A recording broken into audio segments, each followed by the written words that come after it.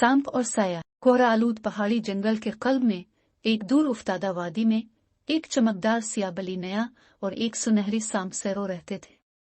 वो वादी एक बेकिरां सब्ज दुनिया थी जहां कदीम दरख्तों की छतरी इतनी घनी थी कि सूरज की किरणें बमुश्किल ही जमीन तक पहुंचती थी। नया एक शिकारी थी, इसकी जमरद्दी आंखें अंधेरे को चीरने वाली और उसके कदम गिरने वाले पत्तों की तरह बेआवाज थे। दूसरी तरफ सैरो जमीन के नीचे का मुहाफिज था, उसके तराशे हुए सुनहरी छलके ऐसी चमक रखते थे जैसे बहता हुआ सोना। उनकी राहें कभी नहीं ठुकरानी चाहिए थी। एक शाम जब नया दरिया के किनारे शिकार कर रही थी तो उसे घास में सरसराहट महसूस हुई। वो मुड़ी, तैयार के किसी शिकार पर झपटे, लेकिन सामने एक चूहा परिंदा नहीं बल्कि सैरो कुंडली मारे अपनी बेझपक अंबर आंखों से इसे देख रहा था। तुम बहुत खामोश हो, सैरो ने सरगोशी की। और तुम बहुत निडर, नया ने जवाब दिया।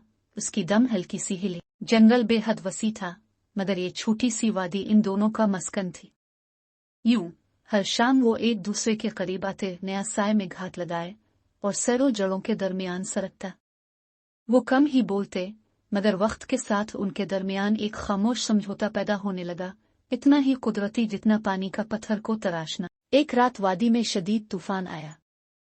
बारिश जमीन पर कूड़े की तरह बरसने लगी और दरिया बिफरता हुआ एक गजबनाक धारा बन गया। नया जो बारिश में फंस गई थी एक ऊंचे पत्थर पर छलांग लगाकर चढ़ गई, लेकिन पानी तेजी से चढ़ रहा था। तूफान के शोर में एक सरसराहट सुनाई दी।